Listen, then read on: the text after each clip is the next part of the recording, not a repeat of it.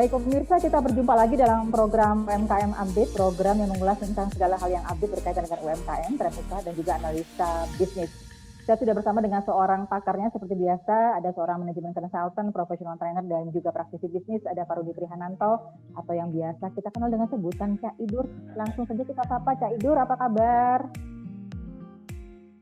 Baik, Mbak Faria, bagaimana kabar Surabaya? Alhamdulillah baik, Pak. Masih sering hujan juga sih, tapi hari ini hujannya tidak terlalu deras. Gimana kalau di sana, Pak? Di sini juga hujan, tapi hari ini cerah ya, kayaknya mudah-mudahan nanti tidak hujan, udaranya cukup sejuk, nyaman udaranya hari ini. Ya, seperti yang kita tahu sekarang ini kan musim sedang tidak tentu, walaupun kebanyakan musim hujan ya, Cak Idur ya, kadang hujan, kadang panas gitu ya.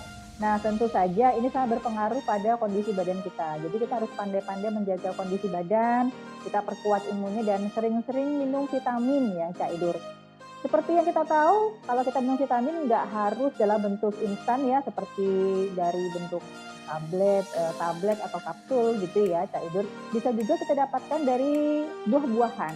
Nah, salah satunya dari buah naga, Cak Idur. Seperti yang kita tahu, buah naga sendiri itu kandungan vitamin C-nya banyak banget ya. Ada juga kandungan vitamin yang lain seperti vitamin B2, B3, dan juga mengandung zat antioksidan juga yang katanya bisa menurunkan resiko penyakit kanker. Nah, ini kalau kita bicara soal buah naga sendiri, Cak Idur, sekarang kan memang sedang naik daun ya, pamornya banyak sekali permintaan atas buah naga ini, dan kita tahu kalau buah naga ini sendiri adalah buah yang musiman gitu sebenarnya. Jadi kalau saya sempat baca-baca juga gitu ya di literatur, buah naga ini sebenarnya buah musiman yang biasanya berbuah itu mulai dari bulan Oktober sampai Maret. Nah, sementara di sisi lain permintaan pasar ini meningkat gitu, dan akhirnya mau nggak mau para petani buah naga ini berusaha mencari cara bagaimana caranya untuk bisa produksi terus buah naga ini ya, dan tidak menjadi buah musiman lagi. Nah, ini saya baca satu berita nih, Cak Idur, di bisnissurabaya.com beberapa waktu yang lalu ya. Para petani buah naga khususnya di daerah Banyuwangi itu punya inovasi menarik. Nah, seperti apa inovasinya kita lihat dulu ya beritanya ya di Bisnis Surabaya. Ini dia beritanya, Cak Idur. Jadi para petani buah naga ini menggunakan listrik naga ternyata dalam bertani buah naga. Apa itu listrik naga? Listrik naga adalah program listrik dari PLN Banyuwangi yang dialirkan ke pertanian buah. Program ini digalakan di Dusun Tambarrejo, Desa Bulurejo mulai tahun 2013 yang lalu ternyata. Dengan menggunakan teknologi penyinaran lampu dengan durasi 4-6 jam sehari selama 20 hari, ternyata pohon buah naga ini bisa berbuah di luar musim yang biasanya dengan hasil panen yang bisa sampai 2 kali lipat. Nah, imbasnya tentu saja penghasilan para petani ini juga meningkat dan tingkat perekonomian mereka pun juga jadi semakin membaik. Nah, Cak Idur, kalau dilihat nih dari kacamata bisnis, bagaimana Anda melihat sinergi dari PLN dan para petani buah naga ini? Oke, Mbak Faria, saya lihat gini ya. Pertama, saya salut ya dengan adanya rekayasa dan budidaya dari pertanian buah naga ini sehingga dia bisa berkelanjutan, artinya tidak ada putus dalam musim buah naga sehingga kalau kita butuh sewaktu-waktu ada. Tetapi saya melihatnya juga dari sektor-sektor yang sudah terpola di bidang pertanian di negara kita ini ya. Jadi gini, polanya itu masih mengajari petani untuk menanam sampai menuai gitu. Coba Mbak Faria bayangkan ya, apabila musim panen bersamaan dan juga dengan musim yang ada di Banyuwangi itu terus menerus ya toh. Anda lihat sepanjang jalan mungkin buah naga bisa, kalau nggak salah loh ya, 10.000 itu dapat 3 kilo gitu. Jadi dan sangat berlimpah-limpah sekali gitu. Nah, buah ini adalah salah satu jenis komoditi yang tidak tahan lama ya. Artinya apabila tidak laku terjual, maka buah tersebut buang ya, istilahnya bahasa Jawa gitu ya, buang gitu ya. Nah, saya sangat intens sekali untuk memperhatikan karena buah naga ini salah satu buah yang juga banyak kandungan vitaminnya.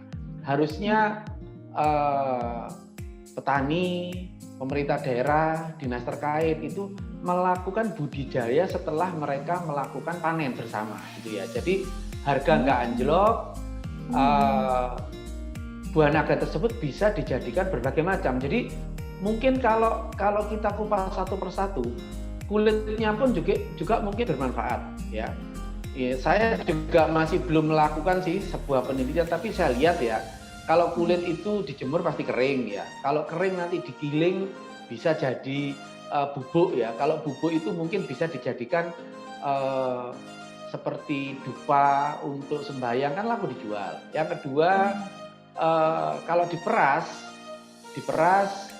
mungkin air bisa digunakan, air merah itu bisa digunakan untuk minuman gitu ya.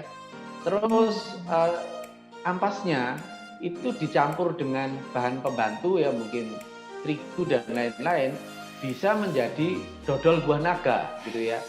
Selain itu dijual juga sebagai buah segar. Jadi proses hulu hilir dari pertanian sampai memanen itu bisa direkayasa menjadi sebuah produktivitas pertanian atau industri pertanian. Mungkin kalau mau dikeringkan jadi keripik buah naga. Sekarang buah naga ini sudah dijadikan, saya lihat ya, beberapa orang penjual pangsit mie itu menggunakan pangsit mie-nya itu warna merah gitu, buah naga itu, gitu ya. Jadi karena ada kandungannya bisa dipromot atau dipopulerkan dengan cara bahwa mie ini sehat karena ada kandungan buah naganya yang mengandung banyak vitamin gitu ya. Berarti dengan kondisi tersebut petani tidak akan kehilangan atau kerusakan momentum di dalam dia berdagang buah, sehingga dia juga bisa mendapat penghasilan lain dari industri. Ingat, industri itu memproses barang mentah menjadi barang jadi dan hasilnya pasti keuntungannya bisa-bisa di atas 40%. Saya kira itu, Mbak Faria. Oke, jadi maksudnya lebih baik produk itu di-extensionkan gitu ya. Jadi ibaratnya tidak pure, murni, hanya itu saja, mentahan saja, tapi bisa dikembangkan menjadi produk-produk lain yang lebih berguna gitu ya, Cak Idur ya. Ya betul, Karena gini Cak Idur, memang kita tahu buah naga ini kan memang buah musiman sebenarnya. Dan ketika dia dirubah menjadi buah yang tidak musiman lagi, sebenarnya kan secara nilai ekonomis kan sudah mulai turun gitu ya. Sudah bukan lagi menjadi buah yang spesial. Nah, ketika nilai ekonomisnya tinggi, jadi buah yang spesial kan harusnya harga jualnya lebih tinggi juga kan, Cak Idur. Anda setuju nggak dengan statement ini, Cak Idur? Setuju sih ya. Cuman bagaimanapun kita harus melakukan rekayasa supaya petani, sekali lagi ya, supaya petani hidupnya juga sejahtera gitu. Karena kalau susah-susah menanam ya, harganya anjlok sekali, bahkan mungkin sampai nanti dijadikan makan ternak gitu. Waduh, kita kan sangat-sangat terpukul ya, karena apa? Waduh, yang kita makan sama dengan yang dimakan ternak gitu ya. Lebih baik bagaimana kita membudidaya, setelah dibudidaya, dipanen, dari panen kita membuat industri dari buah naga. Sebetulnya kalau kita ngomong industri itu tidak hanya dimakan ya. Bahkan mungkin seperti aloe vera itu selain untuk makanan juga bisa untuk kosmetik gitu. Siapa tahu buah naga itu juga bisa digunakan untuk kosmetik. Warnanya kan merah, mungkin untuk lipstik dan lain-lain.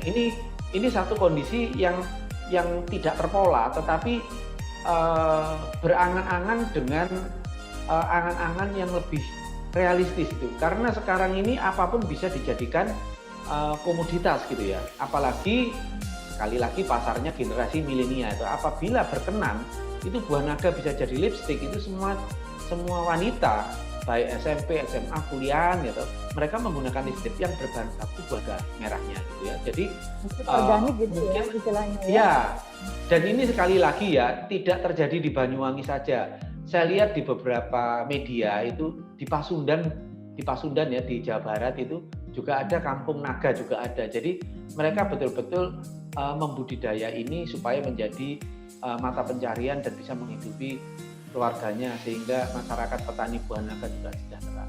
Saya salut Mbak dengan adanya rekayasa itu, karena kalau hasilnya tidak putus, berarti pasokan sumber bahan baku untuk industri lain yang berbahan baku buah naga itu bisa continuous, gitu Mbak Faria. Ya Idur, memang ya untuk rekayasa pertanian itu kan pasti membutuhkan waktu dan juga biaya untuk riset gitu ya. Nah, jadi lebih baik maksudnya Cak Idur itu lebih baik membuat industrinya seperti itu gitu ya. Ya, industri itu adalah salah satu cara untuk mengatasi karena barangnya itu non durable, artinya barang itu tidak tahan lama gitu ya, tidak Iya. tahan lama.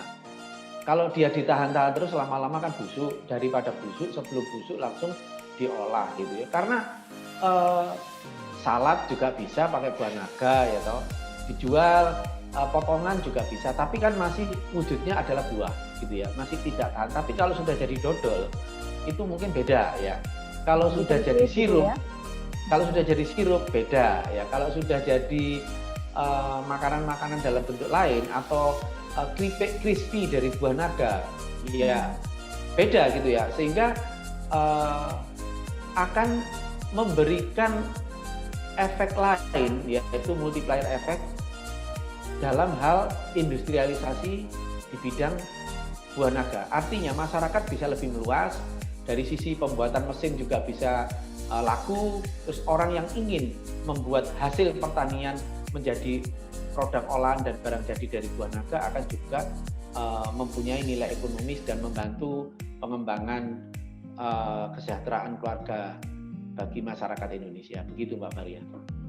Oke, artinya lebih baik melakukan industrialisasi daripada rekayasa pertanian. Apakah maksudnya seperti itu, Kak Ido? Kedua-duanya, Mbak. Rekayasa pertanian itu adalah sebagai sumber inti dari sumber daya alam kita untuk membuat sumber bahan bakunya. Nah, sedangkan rekayasa industri pertaniannya adalah pengolahan bahan itu tidak dijual sekedar bahan mentah, tapi menjadi barang jadi. Karena mengolah bahan mentah menjadi barang jadi itu mempunyai added value yang tinggi. Demikian Mbak Maria. Dan juga menyerap ya tenaga kerja. Kalau sudah jadi pabrikasi akan menyerap tenaga kerja, membantu pemerintah dalam mengatasi pengangguran. Demikian Mbak Maria. Oke, jadi apa yang seharusnya dilakukan oleh pemerintah untuk mendukung industrialisasi buah-buahan, Kak Ido? Terus-menerus melakukan evaluasi dan melakukan uji coba kira-kira apa yang bisa dilakukan oleh masyarakat melalui PKK, Karang Taruna dan lain-lain, digiatkan di tingkat RT RW, kabupaten ya, kecamatan, mungkin akan bisa lebih bergairah kembali gitu. Kan kita juga bangga kalau katakan Banyuwangi adalah sentra buah naga dan sentra industri buah naga. Saya kira kreativitas itu sudah tumbuh, tinggal kita mengembangkan saja. Demikian Mbak Maria. Oke, harapannya apa nih Cak Idur terakhir ini untuk para petani buah naga mungkin ke depannya dan juga pemerintah juga? Tetap berinovasi, bekerja sama dengan pemerintah melalui BLK di daerah ya, mengajari masyarakat dan juga berinovasi untuk membuat mesin pengolahan sehingga akan terjadilah industrialisasi yang baik. Semangat UMKM harus tetap terjalin ya, mencoba dulu, berani dulu. Jadi kita harus berani mencoba. Oke, terima kasih Cak Idur, luar biasa ya untuk edukasinya pada kesempatan kali ini. Ya, terima kasih juga sudah memberikan banyak sekali masukan dan juga beberapa solusi untuk para petani buah naga khususnya. Demikian pemirsa UMKM Update untuk edisi kali ini. Saya Variana, kita ketemu lagi minggu depan. Salam Surabaya TV.